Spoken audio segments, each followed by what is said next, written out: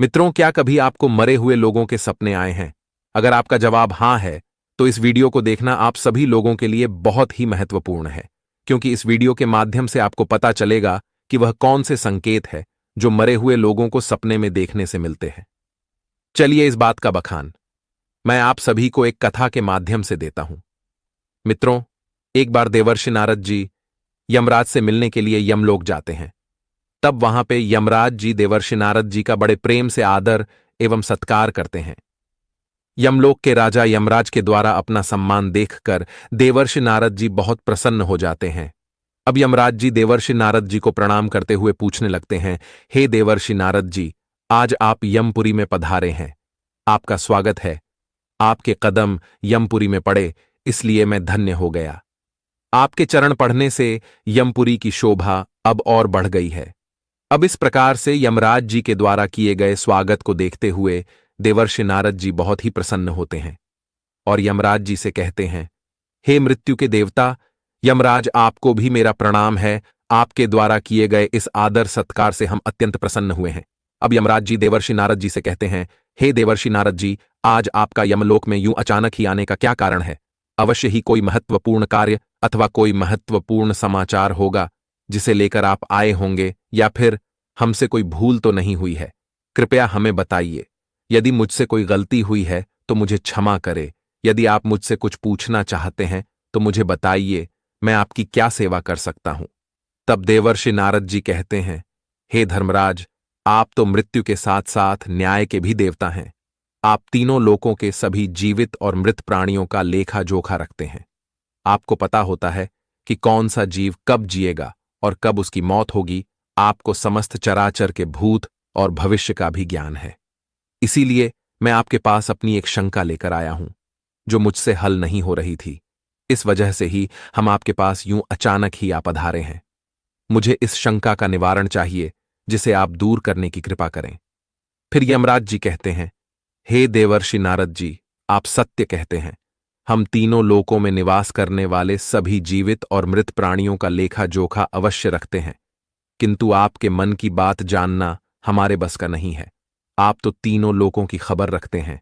आप भगवान विष्णु के सबसे प्रिय भक्त हैं और भगवान विष्णु की वजह से ही चराचर जगत की माया की रचना हुई है। दूसरी बात, आप समस्त शास्त्रों का भी ज्ञान रखते हैं, किंतु अगर आप मुझसे कुछ जानना ही चाहते हैं तो मैं अवश्य ही आपकी सहायता करूंगा। हे देवर्षि नारद जी, आपकी जो भी शंका या आपका कोई प्रश्न है तो आप निसंकोच होकर मुझसे पूछ सकते हैं। मैं अपने सामर्थ्य के अनुसार उसका जवाब देने का प्रयास अवश्य करूंगा। अब देवर्षि नारद कहते हैं, हे यमराज, आज मैं पृथ्वी लोक का भ्रमण करके आया हूं। मैंने पिशाच, प्रेत, कुष्मांड, वेताल, चुड़ैल, पिशाचिनी आदि प्रकार की कई विचित्र चीजें देखी हैं जो जंगल में निवास करती है। इसके साथ ही मैंने यह भी देखा है, यह सभी दुष्ट शक्तियां मनुष्यों को परेशान करती हैं, उन्हें बहुत ही दुख देती है। उन विचित्र चीजों को मनुष्यों के साथ ऐसा करता देखकर मुझे बहुत बुरा लगा, इसलिए ही मैं आपके पास आया हूं। इसके पीछे का क्या कारण है? यह सभी बुरी शक्तियां मनुष्यों को क्यों परेशान करती हैं? इसके साथ ही मेरे मन में एक प्रश्न और है कि मनुष्य कई बार अपने सपने में अपने पूर्वजों को देख लेते हैं, तो इसके पीछे का क्या कारण है? सपने में मरे हुए लोग दिखाई देने का क्या कारण है? इससे मनुष्य को कौन से संकेत मिलते हैं? मैं समस्त मनुष्य जाति के कल्याण के लिए इन प्रश्नों के उत्तर को जानने के लिए ही आपके पास आया हूं।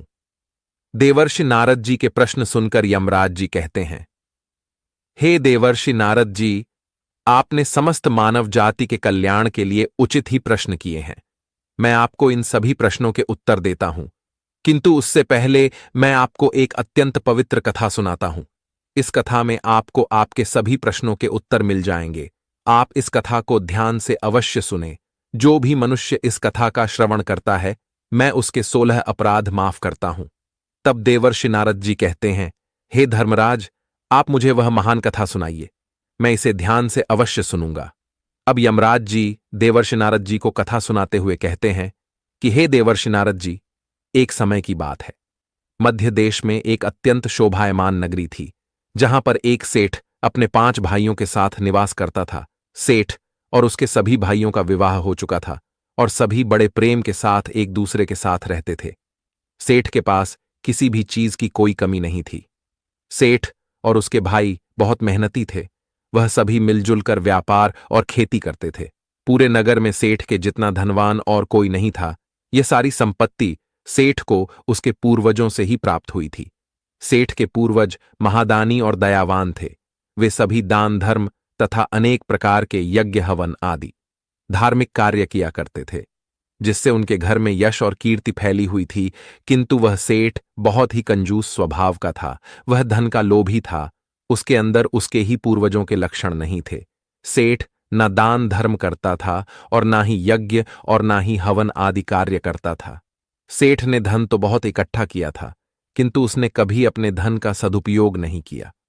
उसने कभी किसी को फूटी कौड़ी भी दान में नहीं दी और ना ही उसने कभी किसी दूसरे को भोजन कराया। उस सेठ के पूर्वज तो मंदिरों में भंडारा भी किया करते थे, गरीबों को वस्त्र तथा अन्न का दान किया करते थे।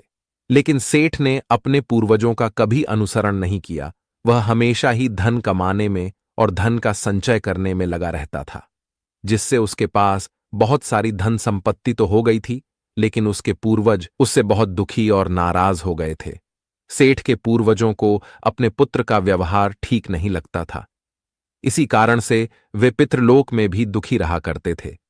धन कमाने के लालच में सेठ इतना उन्मत्त हो गया था कि वह अपने पूर्वजों को भी भूल गया था और उसने अपने पूर्वजों का श्राद्ध तथा तर्पण आदि कार्य करना भी बंद कर दिया था, जिस वजह से उसके पूर्वजों की आत्मा की तृप्ति नहीं हो पा रही थी। वे अपने पुत्र के ऐसे व्यवहार से दुखी रहने लगे थे।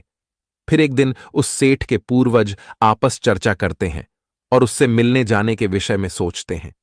अब इतना सब कुछ सोचने के बाद वह सभी पितृगढ़ यमराज जी के पास जाते हैं और वहां पर पहुंचने के बाद सभी पितृगढ़ यमराज जी से प्रार्थना करने लगते हैं। वे सभी पितृगढ़ यमराज जी से कहते हैं, हे धर्मराज, हमारे पुत्रों की मति भ्रष्ट हो गई है, जिस कारण से हमारी संतुष्टि नहीं हो रही है। कृपया आप हमें हमारे पुत्रों से मिलने के लिए हमें यहां से एक बार जाने दें। हम हमारे पुत्रों को समझाकर उन्हें शास्त्रों का ज्ञान देकर फिर से यमलोक लौट आएंगे। तब यमराज ने उन्हें आज्ञा देते हुए कहा, हे महात्माओं, तुम अपने पुत्र को मिलने के लिए तो नहीं जा सकते, किंतु तुम अपने पुत्र को स्वप्न के माध्यम से संकेत अवश्य दे सकते हो।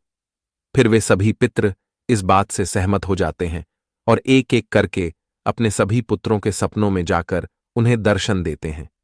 सबसे पहले वे अपने बड़े पुत्र के अर्थात उस सेठ के सपने में उसे दर्शन देते हैं, उसे संकेत देते हैं कि वह जो भी कर रहा है वह नीति के विरुद्ध है। किंतु उनका बड़ा पुत्र उनके संकेतों को समझ नहीं पाता है। दूसरे दिन जागने पर वह उस सपने को भूल जाता है और अपने पितरों के द्वारा दिए गए संकेतों को भी नजरअंदाज कर देता है। फिर सभी पितृगण अन्य पुत्रों के सपनों में जाकर भी उन्हें दर्शन देते हैं तथा उन्हें अनेक प्रकार के संकेत भी देते हैं, लेकिन उनके बाकी पुत्र भी उन संकेतों को भुला देते हैं। कोई भी अपने पूर्वजों के द्वारा बताए हुए संकेतों को समझ ही नहीं पाता है, जिससे सभी पितृगण अत्यंत दुखी और नाराज हो जाते हैं। क्योंकि सेठ और उसके भाई धन कमाने के लालच में पूरी तरह से अंधे हो चुके थे, उन्हें पूर्वजों के द्वारा प्राप्त दिव्य संकेतों का महत्व कुछ भी नहीं लगता था। फिर क्या था, कहते हैं ना कि जब करनी का फल सामने आता है तो सब साफ हो जाता है। अब पितरों के स्वप्न में दर्शन देने के कुछ ही दिनों के बाद उस सेठ को व्यापार में नुकसान होने लगता है। उसे व्यापार में बहुत ज्यादा घाटा होने लगता है। अब देखते ही देखते उसकी सारी धन संपत्ति नष्ट हो जाती है। सभी भाइयों में वाद विवाद और लड़ाई झगड़े होने लगते हैं।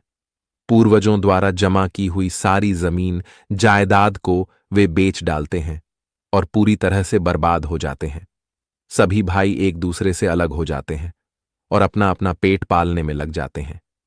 उधर स्वर्गलोक में पितरों को अपने पुत्रों की ऐसी दुर्गति देखकर बहुत पीड़ा होने लगती है। सभी पितृगण अत्यंत दुखी और उदास हो जाते हैं। फिर से वे सभी यमराज जी के पास जाते हैं।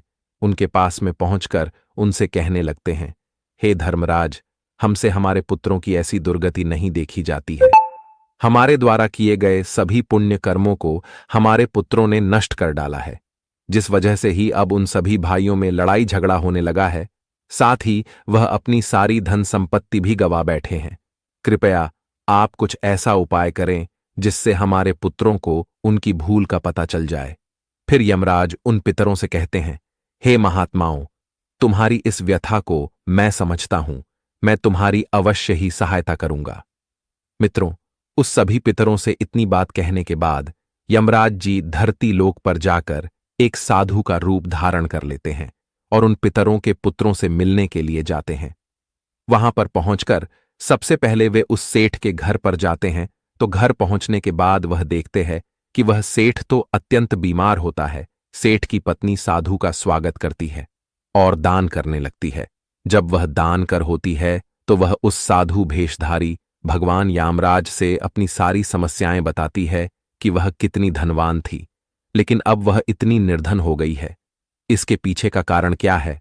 अब उस सेठ की पत्नी के मुंह से सारी बातें सुनने के बाद में वह साधु कहता है, हे पुत्री, तुम्हारे घर में पितृदोष है, उसी कारण से तुम्हारे पति की यह दशा हुई है। तुम्हारे पति के कर्मों के कारण उसके पूर्वज रुष्ट हुए हैं।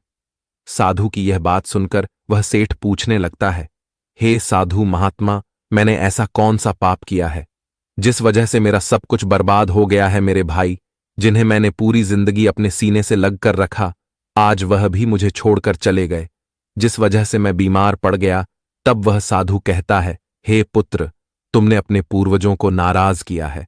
तुम्हारे पूर्वजों ने जो संपत्ति और पुण्य अर्जित किया था, उसे तुमने और तुम्हारे भाइयों ने नष्ट कर दिया है। इसी कारण से तुम्हारी यह दुर्गति हुई है। तुम्हारे पूर्वजों ने सपने में आकर तुम्हें कई बार महत्वपूर्ण संकेत दिए थे, किंतु तुमने उन संकेतों को दुर्लक्ष्य कर दिया और अपने पूर्वजों को अपमानित किया है। यही कारण है कि तुम्हारा सारा वैभव नष्ट हो चुका है। इस प्रकार से उस साधु के द्वारा बताने पर उस सेठ को सब कुछ पता चल जाता है कि ऐसा किस वजह से हो रहा है। तब उसे याद आता है कि उसके सपने में उसके पूर्वजों ने उसे दर्शन दिए थे। वह सेठ उस साधु से कहता है, हे साधु महात्मा, आप सत्य कह रहे हैं। हमारे पूर्वजों ने हमें सपने में दर्शन अवश्य दिए थे, किंतु मैं उनके द्वारा दिए गए संकेतों को समझ नहीं पाया। मुझे सिर्फ वह एक स्वप्न ही लगा। इस वजह से मैंने अपने उस सपने पे ध्यान नहीं दिया। कृपया आप मुझे सपने में पूर्वजों को सपने में देखने पर क्या संकेत मिलते हैं, इस बारे में बताइए। फिर वह साधु कहते हैं, हे पुत्र, अब तुम ध्यान से सुनो। सपने में पूर्वज दिखाई देने पर वह कौन से संकेत मिलते हैं, मैं उन्हीं मिलने वाले संकेतों के बारे में तुमको बताता हूं। तब वह साधु भेषधारी यमराज जी कहते हैं, हे पुत्र, यदि पितरों का उद्धार नहीं होता है तो वे प्रेत योनि में ही मृत्यु लोक पर भटक रहे होते हैं। वे भूख प्यास से व्याकुल होकर अपने परिवारजनों के घर में प्रवेश करते हैं। यदि सपने में घोड़ा, हाथी, बैल अथवा मनुष्य का विकृत रूप दिखाई पड़े तो समझ जाना चाहिए कि पितृगण अपने पुत्रों के व्यवहार से बहुत ही ज्यादा दुखी है। जो मनुष्य पशु पक्षियों को अन्न का दान नहीं करता है तो उसके पितृ अत्यंत दुखी होकर पशुओं का रूप धारण करके सपने में दर्शन देते हैं। यदि किसी को कोई ऐसा सपना आता है जिसमें कोई पशु अथवा जानवर मनुष्य की वाणी में बोलता हुआ दिखाई देता है, अथवा कुत्ता, बैल, गाय आदि प्राणी मनुष्य की तरह बातें करते हुए दिखाई पड़ते हैं, तो इसका यह अर्थ होता है कि मनुष्य के पितृ उससे अत्यंत रुष्ट है। ऐसे मनुष्य को भविष्य में भयंकर अपमान का सामना करना पड़ सकता है। ऐसे मनुष्य के जीवन में क्लेश होता है। उसके भाई बंधु पशुओं की भांति युद्ध करने लगते हैं। अब वह साधु भेषधारी यमराज जी कहते हैं, यदि सपने में मृत परिजन कुछ मांगते हुए दिखाई देते हैं तो इस स्वप्न को मनुष्य को कभी दुर्लक्ष्य नहीं करना चाहिए। ऐसे सपनों का यह अर्थ है कि उस मनुष्य के पूर्वज असंतुष्ट है, उनकी पितृलोक में तृप्ति नहीं हो रही है। जिस मनुष्य को सपने में उसके मृत पूर्वज कुछ मांगते हुए दिखाई पड़ते हैं तो उस मनुष्य का सारा अन्न भंडार समाप्त हो जाता है। वह घोर दरिद्रता में पड़ जाता है, वह भिखारी बन जाता है। इसीलिए उस मनुष्य को तुरंत ही अन्न का दान करके अपने मृत पूर्वजों को संतुष्ट करना चाहिए। यदि सपने में पूर्वज क्रोधी अवस्था में दिखाई देते हैं तो उस मनुष्य के पूर्वज उसके कार्यों से संतुष्ट नहीं है। वह मनुष्य जो भी कार्य अथवा व्यापार कर रहा है, उसे उस व्यापार में नुकसान अवश्य उठाना पड़ता है।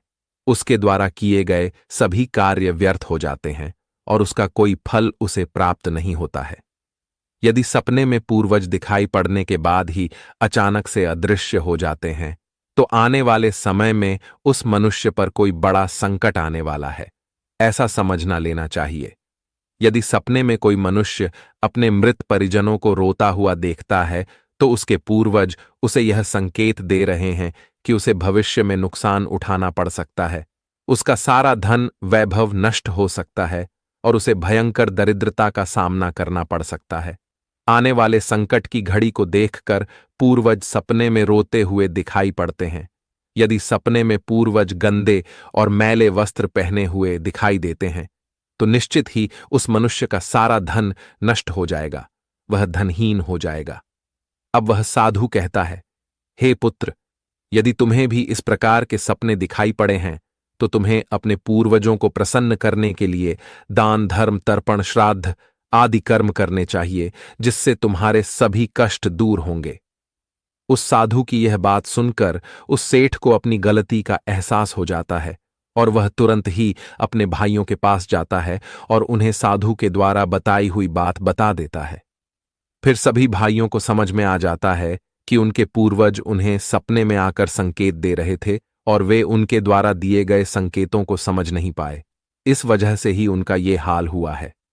फिर वे सभी भाई मिलकर नदी के तट पर जाते हैं और अपने पूर्वजों के लिए श्राद्ध, तर्पण, दान, धर्म आदि कार्य करते हैं और अपने पितरों को संतुष्ट करते हैं।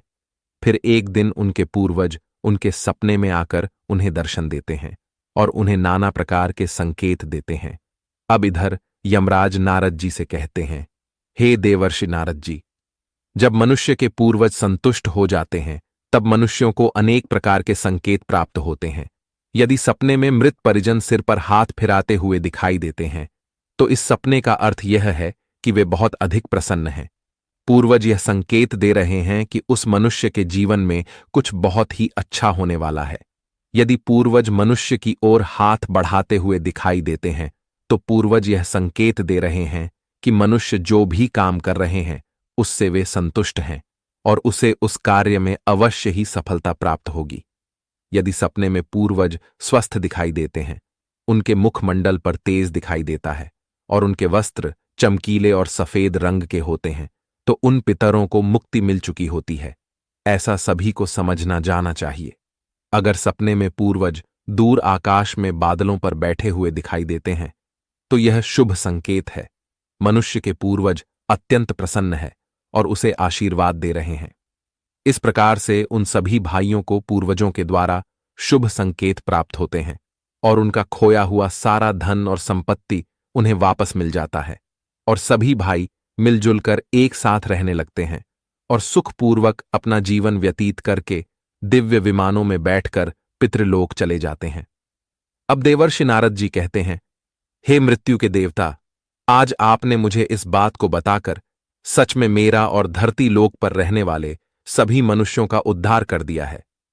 तो मित्रों, इस प्रकार से यमराज जी ने देवर्षि नारद को पितरों के द्वारा मिलने वाले संकेतों के बारे में बताया है। मित्रों, आशा करते हैं कि आपको हमारा यह वीडियो पसंद आया होगा। अगर आपको हमारा यह वीडियो पसंद आया है, तो इस वीडियो को लाइक अवश्य करें।